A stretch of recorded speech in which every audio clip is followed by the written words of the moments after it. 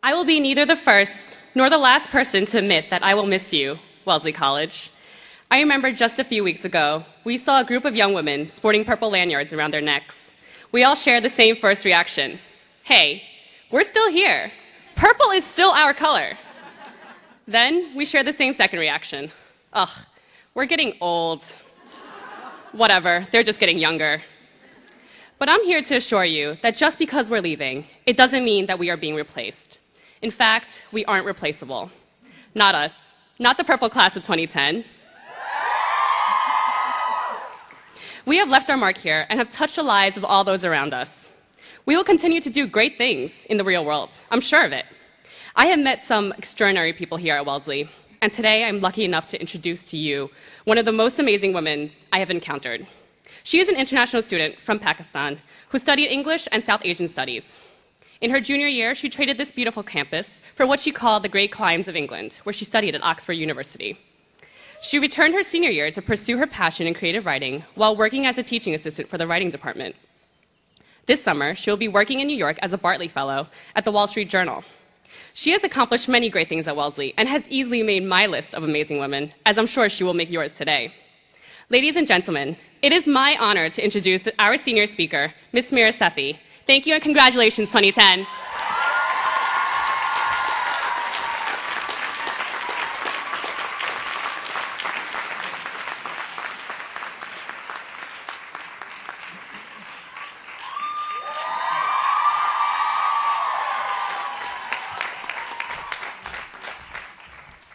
Thank you, Rosa, for the introduction. And welcome all parents, grandparents, dear professors, and the class of 2010. So, about 4 years ago, I was on a train, 2 bulky suitcases at my feet. A seat away, I saw another pair of feet encased in flip-flops that said Wellesley on each strap. I tapped the lady on the shoulder, and she turned around. She was young, 20-something, with an easy, open smile. "Do you go to Wellesley College?" I asked. "I did," she said. "Well, I'm just starting there. Did you like it?" She said, narrowing her eyes. "Intellectually, yeah. Small classes, great professors, hot professors. But socially, it kind of sucked." "Oh," I said. "But hey, you're not from here, are you?" "No, I'm from Pakistan." "Oh yeah, you are gonna love it."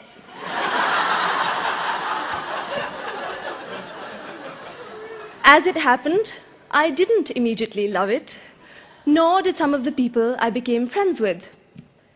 There were pangs of homesickness and a suspicion that one was marinating in a convent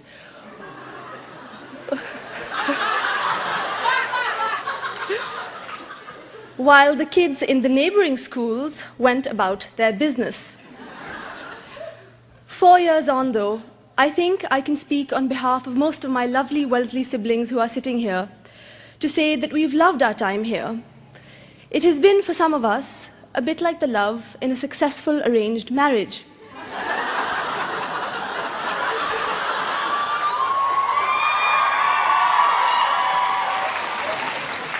Slow to bloom, but secure in the end in its attachment. So, what is the Wellesley experience like? Well, it's mostly about a journey that begins with vague confusions that luckily persist to grow into real questions. What do you really want to study? What kind of battles do you want to fight? What kind of person do you want to spend your life with? What's it like, the difficult pleasure of being at an all-women's college? These questions become avenues for growth and self-sufficiency. But there is a rumor in the big bad world.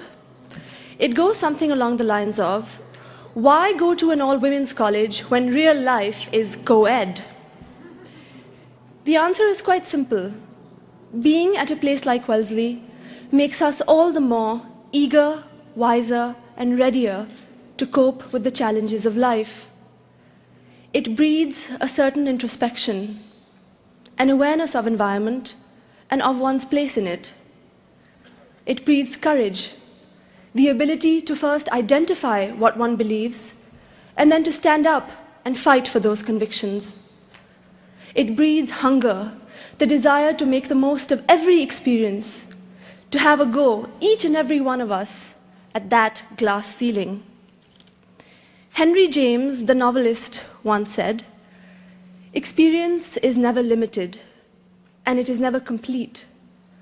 It is an immense sensibility, a kind of huge spider web of the finest silken threads suspended in the chamber of consciousness and catching every airborne particle in its tissue." A place like Wellesley wills us to catch every airborne particle. More importantly, it makes us aware of the process through which we acquire and hoard those particles.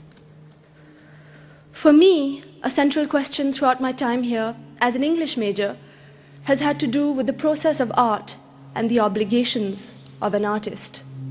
Does art presuppose leisure? If so, how does that bear consequence to the role of art? Is it enough for art to be aesthetically pleasing, or should it be held to a higher standard? Or does that depend on where the artist is from and what he or she is trying to illuminate? As a young Pakistani whose country is under siege by certain radicalized extremist elements, I struggle not only with the role of art, but how art can actually be wielded to counter those elements. But it was James again who mused, in a moment of uncharacteristic concision, that deep experience is never peaceful. Wellesley women, rather than shying away from the complicated truth of that statement, have celebrated and embraced a complex understanding of the world, and especially of a woman's experience in it. I remember the atmosphere on campus in the spring of 2008. We were all sophomores, the class of 2010, and Hillary Clinton had decided to run for the highest post in the land. I had never seen Wellesley women so charged about a political event. My roommate, Jenny, and I walked around campus with a permanent rash of goosebumps on our arms. Everywhere we looked, Obama supporters cheered for their guy, Hillaryites for their woman. But when Secretary Clinton eventually bowed out, her supporters waved Hillary banners in the crowd, laughing and swaying and crying, some of them clearly aware, hence the simultaneous release of tears and laughter, that something better would come of it, as it did.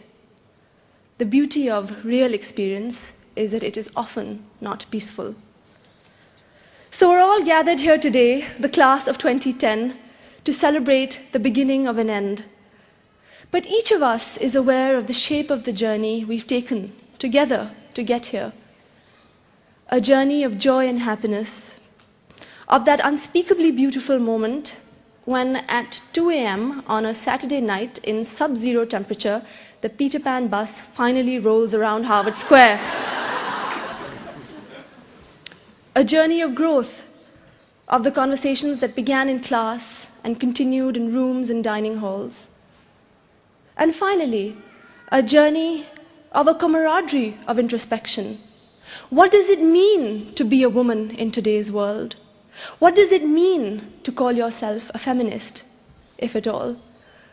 Wellesley's greatest gift to us has been the enabling of difficult and important conversations, those that have reminded us, if anything, that the universe does not revolve around us. Whether it's mentoring students in Boston or volunteering at a shelter in Bangladesh, the phrase "women who will" means really that we have not been, as a quirky man once put it, marooned in our own skulls. So when you go out today, celebrate the privilege of having spoken your mind and of having passionately believed in a cause and of having asked tough questions. But celebrate also the uncertainty that has attended that experience, the difficult pleasure of the journey that led us, in the first place, to ask those questions. Thank you and have a wonderful day.